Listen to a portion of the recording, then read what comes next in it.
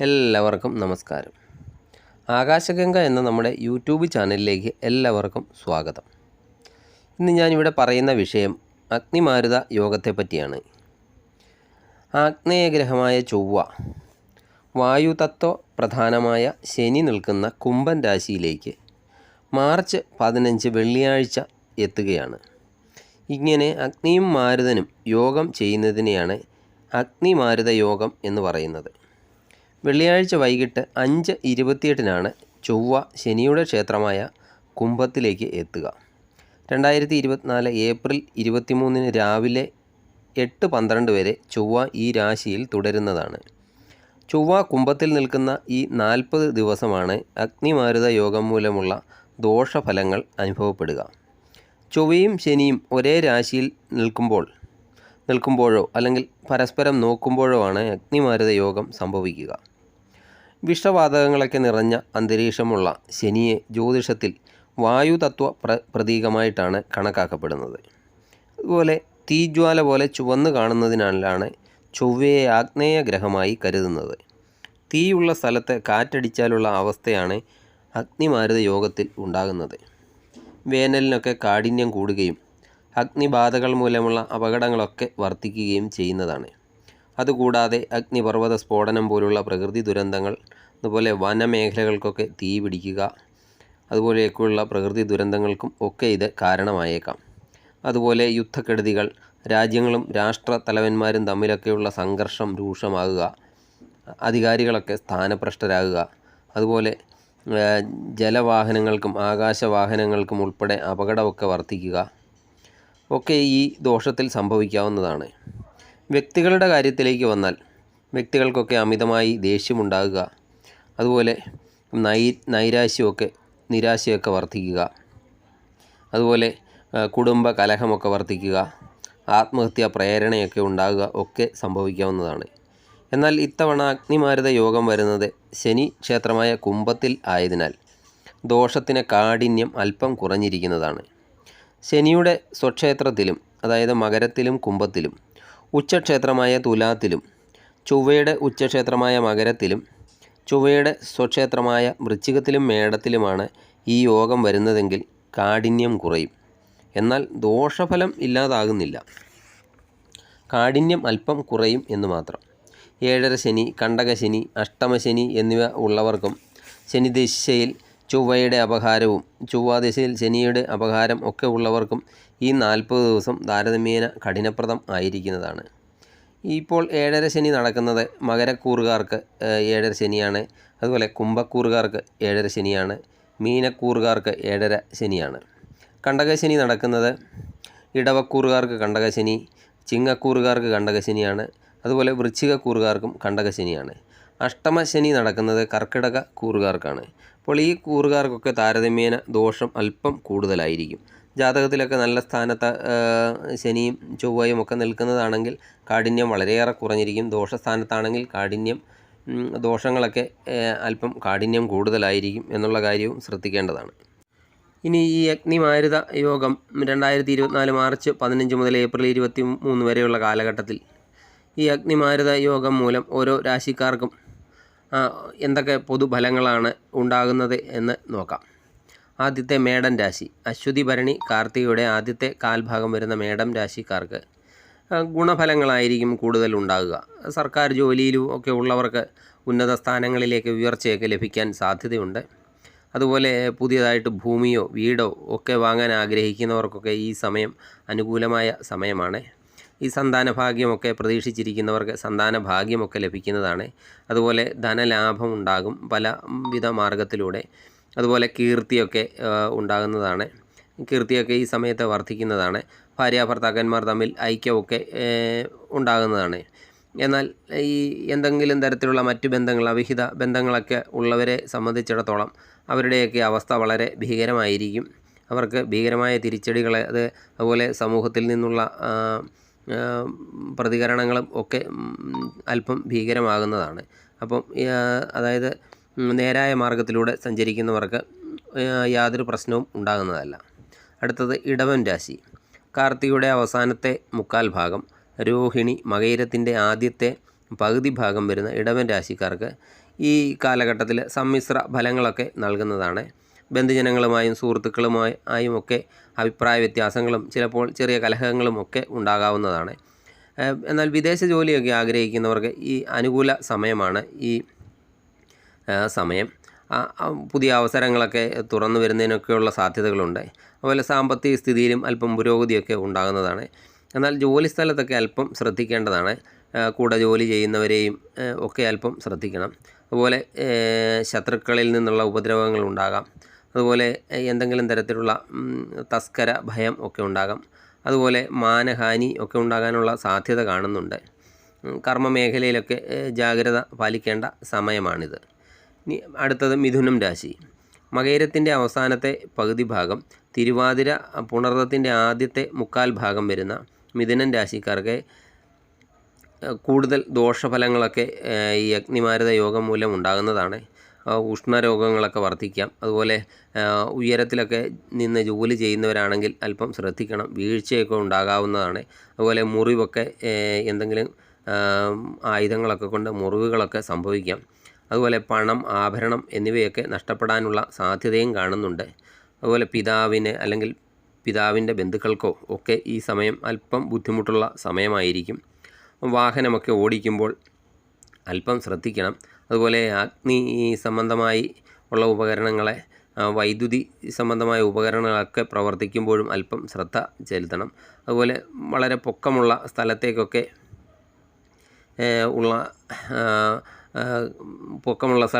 കയറി പോകുന്നതൊക്കെ മാറ്റി വെക്കുന്നത് ഈ സമയത്ത് വളരെ നല്ലതായിരിക്കും. അതുപോലെ പൊക്കത്തിൽ കയറി നിന്ന് ജോലി ചെയ്യുന്നവരൊക്കെ അല്പം ശ്രദ്ധിക്കേണ്ട ഒരു സമയമാണ്. അടുത്തത് കർക്കിടകൻ രാശി. പുണർദം അവസാനത്തെ കാൽഭാഗം, പൂയം ആയില്യം വരുന്ന കർക്കിടക രാശിക്കാർക്ക് ഈ സമയത്ത് സ്ത്രീകൾ മൂലം എന്തെങ്കിലും തരത്തിലുള്ള മാനഹാനി, ധനനഷ്ടം ഒക്കെ ഉണ്ടാകാൻ സാധ്യതയുണ്ട്. അതുപോലെ വ്യവഹാരങ്ങളിലൊക്കെ പരാജയമൊക്കെ അനുഭവപ്പെടാം. അതുപോലെ ശത്രുക്കളിൽ നിന്നൊക്കെ ഉപദ്രവം വർദ്ധിക്കുന്നതാണ്. വ്യവഹാരങ്ങളിലൊക്കെ ഏർപ്പെടുന്നതിന് മുമ്പ് നന്നായിട്ടൊക്കെ ചിന്തിക്കണം. അതുപോലെ എന്തെങ്കിലും തരത്തിലുള്ള വിഷഭയം, അതുപോലെ വിഷബാധയൊക്കെ ഉണ്ടാകാൻ സാധ്യതയുണ്ട്. അതുപോലെ ജോലി സ്ഥലത്തൊക്കെ വളരെയധികം ശ്രദ്ധിക്കേണ്ടതാണ്. തൊഴിൽ നഷ്ടമൊക്കെ സംഭവിക്കാം. അതുപോലെ എന്തെങ്കിലും തരത്തിലുള്ള രോഗങ്ങൾ ഒക്കെ ഈ സമയത്ത് ഉണ്ടാകാൻ സാധ്യതയുണ്ട്. ഈ സമയത്ത് ആയുധങ്ങളിൽ നിന്നൊക്കെ ലാഭം ലഭിക്കാനുള്ള സാധ്യതയുണ്ട്. ആയുധം വ്യാപാരം ചെയ്യുന്നവർക്കും അതുപോലെ ആയുധം ഉണ്ടാക്കുന്നവർക്കുമൊക്കെ ലാഭം ലഭിക്കാനുള്ള സാധ്യത ഈ സമയത്ത് കാണുന്നുണ്ട്. ആയുധ നിർമ്മാണവുമായി ബന്ധപ്പെട്ട ജോലിയൊക്കെ ചെയ്യുന്നവർക്ക് ധനനേട്ടമൊക്കെ ഉണ്ടാകുന്നതാണ്. അതുപോലെ ഈ പോലീസ്, സൈനിക മേഖലയൊക്കെ അവിടെയൊക്കെ ജോലി ചെയ്യുന്നവർക്ക് ഈ സമയം വളരെ നല്ലതാണ്. അടുത്തത് ചിങ്ങൻ രാശിയാണ്. മകം, പൂരം, ഉത്രത്തിൻ്റെ ആദ്യത്തെ കാൽഭാഗം വരുന്ന ചിങ്ങം കൂറുകാർക്ക് ഈ സമയത്ത് കുടുംബാംഗങ്ങളുമായും സുഹൃത്തുക്കളുമായും അതുപോലെ ഭാര്യ ഭർത്താക്കന്മാർ തമ്മിലും ഒക്കെ അഭിപ്രായ വ്യത്യാസങ്ങളെ, കലഹങ്ങളെ ഒക്കെ ഉണ്ടാകാൻ സാധ്യതയുണ്ട്. അതിനാൽ സംസാരവും പ്രവൃത്തിയും ഒക്കെ അല്പം ശ്രദ്ധിക്കണം. അതുപോലെ കുടുംബാംഗങ്ങളുമായും സുഹൃത്തുക്കളുമായും ഒക്കെ ഇടപെടുമ്പോഴൊക്കെ അല്പം ക്ഷമയോടെയൊക്കെ പെരുമാറേണ്ടതാണ്. വിദേശ യാത്രയ്ക്കൊക്കെ സാധ്യതയുണ്ടെങ്കിലും വിദേശ യാത്രയൊന്നും അത്ര ഒരു സുഖകരമായിരിക്കാൻ സാധ്യതയില്ല. ദശാനാഥനെയൊക്കെ പ്രീതിപ്പെടുത്തുന്നത് ഈ സമയത്ത് വളരെ നല്ലതാണ്. അതുപോലെ വയറ് സംബന്ധമായ എന്തെങ്കിലും രോഗങ്ങളെ, അതുപോലെ കണ്ണ് സംബന്ധമായ എന്തെങ്കിലും ഒക്കെ രോഗങ്ങൾ അലട്ടാൻ സാധ്യതയുണ്ട്. അതുപോലെ ചിലർക്ക് അന്യ സ്ത്രീകളുമായി ബന്ധം സ്ഥാപിക്കണം എന്നിങ്ങനെയുള്ള ചിന്തകളൊക്കെ ഉണ്ടാകുന്നതാണ്. അതൊക്കെ മാറ്റി വയ്ക്കേണ്ടതാണ്. ചിലർക്കൊക്കെ ചെറിയ സ്ഥാനലബ്ധിയും കീർത്തിയും ശയനസുഖവും ഒക്കെ ലഭിക്കാനും യോഗം കാണുന്നുണ്ട്. അടുത്ത കന്നി രാശിയാണ്. ഉത്രം അവസാനത്തെ മുക്കാൽ ഭാഗം, അത്തം ചിത്തിരയുടെ ആദ്യത്തെ പകുതി ഭാഗം വരുന്ന കന്നി രാശിക്കാർക്ക് ഈ സമയത്ത് രോഗങ്ങളൊക്കെ മാറി, അവർക്ക് നേരത്തെ ഉണ്ടായിരുന്ന രോഗങ്ങളൊക്കെ മാറി ശരീരത്തിനൊക്കെ സുഖം ലഭിക്കാൻ സാധ്യതയുണ്ട്. അതുപോലെ സർക്കാർ ജോലിക്കൊക്കെ ശ്രമിക്കുന്നവർക്കാണെങ്കിൽ അർഹമായ തൊഴിലൊക്കെ ലഭിക്കുന്നതാണ്. PSC പരീക്ഷയൊക്കെ എഴുതുന്നവർക്കാണെങ്കിൽ നല്ല രീതിയിലുള്ള വിജയമൊക്കെ ഉണ്ടാകുന്നതാണ്. അതുപോലെ അവർക്ക് സർവ്വകാര്യ വിജയങ്ങളെ, കുടുംബസുഖം, ധനലാഭം, അതുപോലെ അവരുടെ ശത്രുക്കളൊക്കെ നശിക്കുന്നതും വ്യവഹാരങ്ങളിലൊക്കെ വിജയം സംഭവിക്കുന്നതുമാണ്. അതുപോലെ ഭൂമിയിൽ നിന്ന് ലാഭം ഉണ്ടാകും. പുതിയ സ്ഥലം മേടിക്കാനും അതുപോലെ പുതിയ വീട് എന്നിവയൊക്കെ വെക്കാൻ ഈ സമയത്ത് ഇവർക്ക് കഴിഞ്ഞേക്കുന്നതാണ്. അതുപോലെ കുടുംബാംഗങ്ങളുമായും സുഹൃത്തുക്കളുമായും ഒക്കെ ഐക്യവും സന്തോഷവും ഒക്കെ നിലനിർത്തുന്നതാണ്. സാമ്പത്തിക സ്ഥിതിയൊക്കെ അല്പം മെച്ചപ്പെടുന്നതാണ്. ഭൂമിയും വീടുമൊക്കെ വാങ്ങാൻ ഉദ്ദേശിക്കുന്നവരാണെങ്കിൽ അനുകൂല സമയം തന്നെയാണ്. അടുത്തത് തുലാം രാശി. ചിത്തിരയുടെ അവസാനത്തെ പകുതി ഭാഗം, ചോതി, വിശാഖത്തിൻ്റെ ആദ്യത്തെ മുക്കാൽ ഭാഗം വരുന്ന തുലാൻ രാശിക്കാർക്ക് ചെറിയ രോഗ ദുഃഖ ദുരിതങ്ങളൊക്കെ അലട്ടാൻ സാധ്യതയുള്ള സമയമാണ്. ശരീരത്തിലൊക്കെ വീഴ്ച മൂലമോ അപകടം മൂലമോ ഒക്കെ മുറിവ്, ഒടിവ് എന്നിവയൊക്കെ ഉണ്ടാകാനുള്ള സാധ്യതയും കാണുന്നുണ്ട്. അതുപോലെ സന്താനങ്ങളുടെ കാര്യത്തിലുമൊക്കെ അല്പം ശ്രദ്ധിക്കണം. അവിടെയൊക്കെ ചില പ്രശ്നങ്ങളൊക്കെ ഉണ്ടായേക്കാം. സന്താനങ്ങൾക്ക് എന്തെങ്കിലും തരത്തിലുള്ള രോഗം, അതുപോലെ അവർ പഠിക്കുന്ന കാര്യത്തിലൊക്കെ തടസ്സമൊക്കെ ഉണ്ടാകാം. അതുപോലെ സ്വത്ത് തർക്കങ്ങളെ, തൊഴിൽ സംബന്ധമായ ബുദ്ധിമുട്ടുകളെ, ദമ്പതികൾ തമ്മിലുള്ള വഴക്കുകളെ, അതുപോലെ കേസ്, വഴക്ക് ഒക്കെ എന്നിവ ഈ സമയത്തൊക്കെ ഉണ്ടാകാൻ സാധ്യതയുണ്ട്. അപ്പോൾ അങ്ങനെയുള്ള കാര്യങ്ങളൊക്കെ അല്പം ശ്രദ്ധിക്കേണ്ടതാണ്. അതുപോലെ ദേഷ്യം നന്നായിട്ട് നിയന്ത്രിക്കണം. ദേഷ്യം നിയന്ത്രിച്ചില്ലെങ്കിൽ വലിയ കഷ്ടങ്ങൾക്കൊക്കെ കാരണമാകുന്നതാണ്. ഈ സമയം അല്പം വെല്ലുവിളി നിറഞ്ഞൊരു സമയമാണ്. ക്ഷമയോടെയും ശ്രദ്ധയോടെയും ഒക്കെ കാര്യങ്ങളൊക്കെ നേരിടാൻ ശ്രമിക്കുക.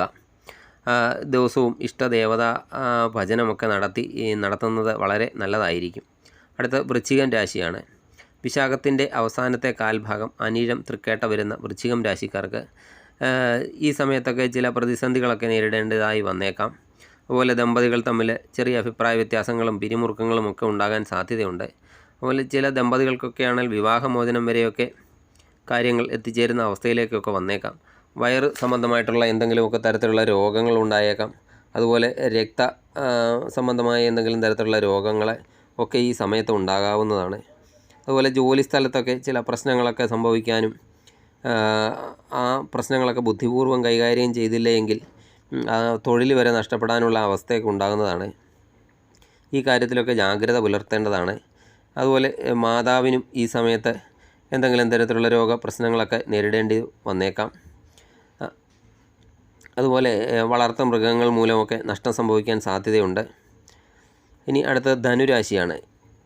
മൂലം, പൂരാടം, ഉത്രാടത്തിൻ്റെ ആദ്യത്തെ കാൽഭാഗം വരുന്ന ധനുരാശിക്കാർക്ക് ഈ സമയം വളരെ അനുകൂലമായ സമയമാണ്. ജോലിസ്ഥലത്തൊക്കെ വിജയവും പുരോഗതിയും ഒക്കെ ഉണ്ടാകുന്നതാണ്. അതുപോലെ പുതിയ ജോലിയൊക്കെ കാത്തിരിക്കുന്നവരാണെങ്കിൽ പുതിയ ജോലി ലഭിക്കാനും അല്ലെങ്കിൽ നിലവിലുള്ള ജോലിയിൽ സ്ഥാനക്കയറ്റമൊക്കെ ലഭിക്കാനും സാധ്യതയുണ്ട്. അതുപോലെ ഭാര്യ ഭർത്താക്കന്മാർ തമ്മിൽ സ്നേഹവും ഐക്യവും ഒക്കെ നിലനിൽക്കുന്നതാണ്. ശരീരത്തിനൊക്കെ ഒരു പ്രത്യേക ശരീരസുഖം, ആരോഗ്യമൊക്കെ വർദ്ധിക്കുന്നതാണ്. അതുപോലെ ദൈവാനുഗ്രഹം ഒക്കെ ഉള്ള സമയമാണ്. അപ്രതീക്ഷിതമായി എന്തെങ്കിലും തരത്തിലുള്ള ഭാഗ്യമൊക്കെ ലഭിക്കാനുള്ള സാധ്യത ഈ സമയത്ത് നിങ്ങൾക്ക് കാണുന്നുണ്ട്. അതുപോലെ സന്താനങ്ങളൊക്കെ ഇല്ലാതിരുന്ന അവർക്കൊക്കെ ആണെങ്കിൽ ഈ സമയത്ത് അതിനൊക്കെയുള്ള സാധ്യത കാണുന്നുണ്ട്. അടുത്ത മകരം രാശിയാണ്. ഉത്രാടം അവസാനത്തെ മുക്കാൽ ഭാഗം, തിരുവോണം ആദ്യത്തെ പകുതി ഭാഗം വരുന്ന മകരം രാശിക്കാർക്ക് അവർ ശ്രദ്ധിക്കേണ്ട സമയമാണ്. ഈ സമയത്ത് ചില അപകട സാധ്യതകളെ, നഷ്ടങ്ങളെ ഒക്കെ നേരിടേണ്ടതായി വന്നേക്കാം. അതുപോലെ അനാവശ്യമായ കൂട്ടുകെട്ടുകളൊക്കെ ഒഴിവാക്കണം. കൂട്ടുകെട്ടുകൾ മൂലമൊക്കെ നഷ്ടങ്ങൾ ഉണ്ടായേക്കാം. അതുപോലെ ഉന്നത തലത്തിൽ നിന്നോ സർക്കാർ സംബന്ധമായ കാര്യങ്ങളിൽ നിന്നോ ഒക്കെ ദോഷം സംഭവിക്കാൻ സാധ്യതയുണ്ട്. അതുകൊണ്ട് എന്തെങ്കിലും തരത്തിലുള്ള പിഴ, പെറ്റി കേസുകളൊക്കെ വന്നേക്കാം. അതുപോലെ ആരെങ്കിലും ചതിയിൽപ്പെടുത്താതെയൊക്കെ സൂക്ഷിക്കണം. അതുപോലെ അന്യ സ്ത്രീ ബന്ധമൊക്കെ ആരോപിക്കപ്പെടാനൊക്കെ സാധ്യത കാണുന്നുണ്ട്. അതുകൊണ്ട് വളരെയൊക്കെ ശ്രദ്ധയോടെയും സൂക്ഷ്മതയോടെയൊക്കെ വേണം ഈ ആരോപണങ്ങളൊക്കെ കൈകാര്യം ചെയ്യേണ്ടത്. രോഗം, ദുരിതമൊക്കെ അനുഭവിക്കേണ്ടതായി വന്നേക്കാം. ഉപയോഗിക്കുന്ന വാക്കുകളൊക്കെ വളരെയധികം ശ്രദ്ധിക്കേണ്ടതാണ്. അനാവശ്യമായ വാക്കുകൾ, പ്രസ്താവനകളൊക്കെ ഒഴിവാക്കണം. അതുപോലെ അഗ്നി, ആയുധം ഒക്കെ കൈകാര്യം ചെയ്യുന്നത് അല്പം വളരെ അധികം ശ്രദ്ധിച്ച് വേണം. വൈദ്യുതിയിലൊക്കെ ജോലി ചെയ്യുന്നവരാണെങ്കിൽ ആ കാര്യത്തിലൊക്കെ അല്പം ശ്രദ്ധിക്കണം. അടുത്ത കുംഭൻ രാശിയാണ്. അവിട്ടം അവസാനത്തെ പകുതി ഭാഗം, ചതയം, പൂരുരുട്ടാതിയുടെ ആദ്യത്തെ മുക്കാൽ ഭാഗം വരുന്ന കുംഭൻ രാശിക്കാർക്ക് വാഹനമൊക്കെ കൈകാര്യം ചെയ്യുമ്പോൾ ഈ സമയത്ത് ശ്രദ്ധിക്കേണ്ടതാണ്. അപകട സാധ്യതകളൊക്കെ വർദ്ധിച്ചിരിക്കുന്ന സമയമാണ്. അതുപോലെ ആയുധങ്ങളൊക്കെ കൈകാര്യം ചെയ്യുമ്പോൾ ശ്രദ്ധിക്കണം. ബന്ധുജനങ്ങളിൽ നിന്നൊക്കെ അകൽച്ച ഉണ്ടായേക്കാം. അതുപോലെ എന്തെങ്കിലും തരത്തിലുള്ള ചെറിയ ത്വക്ക് രോഗങ്ങളൊക്കെ ശല്യം ചെയ്തേക്കാം. ശരീരത്തിൽ മുറിവ്, ചതവ് ഒക്കെ ഉണ്ടാകാൻ ഉള്ള സാധ്യതയുണ്ട്. അപ്പോൾ അതൊക്കെ സൂക്ഷിക്കണം. അതുപോലെ ബന്ധുക്കളുമായും ഭാര്യ ഭർത്താക്കന്മാർ തമ്മിലും ഒക്കെ അഭിപ്രായ വ്യത്യാസങ്ങളും ചെറിയ രീതിയിലുള്ള കലഹം ഒക്കെ ഉണ്ടാകാൻ സാധ്യത ഉള്ളതിനാൽ അങ്ങനെയുള്ള കാര്യങ്ങളൊക്കെ വളരെയധികം ശ്രദ്ധിക്കേണ്ടതാണ്. അടുത്ത മീനം രാശി. പൂരുരുട്ടാതി അവസാനത്തെ കാൽഭാഗം, ഉത്രട്ടാതി, രേവതി എന്നീ നക്ഷത്രങ്ങൾ വരുന്ന മീനം രാശിക്കാർക്ക് ഈ സമയത്ത് വിദേശയാത്ര, വിദേശത്തെ താമസം, വിദേശത്തെ ജോലി എന്നിവയ്ക്കൊക്കെയുള്ള സാധ്യതയുണ്ട്. എന്നാൽ ഇത് എല്ലാവർക്കും ഒരു ഗുണകരമായിരിക്കില്ല. ചിലർക്ക് വിദേശയാത്രയിൽ പ്രശ്നങ്ങളൊക്കെ നേരിടേണ്ടതായി വന്നേക്കാം. ഉദ്ദേശിച്ച ശമ്പളം ലഭിക്കാത്ത അവസ്ഥ ഉണ്ടാകാം.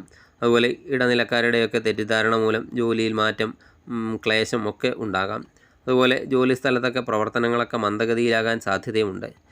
ദമ്പതികൾ തമ്മിൽ അകൽച്ചയൊക്കെ ഉണ്ടായേക്കാം. അതുപോലെ കോടതി കേസുകൾ എന്തെങ്കിലുമൊക്കെ ഉള്ളവരാണെങ്കിൽ അതൊക്കെ ഒഴിവാക്കാൻ ശ്രമിക്കുക ഈ സമയത്ത്. അതുപോലെ ശത്രുക്കൾ ഏതെങ്കിലും തരത്തിലൊക്കെ ഭയപ്പെടുത്താൻ സാധ്യതയുണ്ട്, അതും അല്പം ശ്രദ്ധിക്കണം. അതുപോലെ സാമ്പത്തിക നഷ്ടമൊക്കെ സംഭവിച്ചേക്കാം.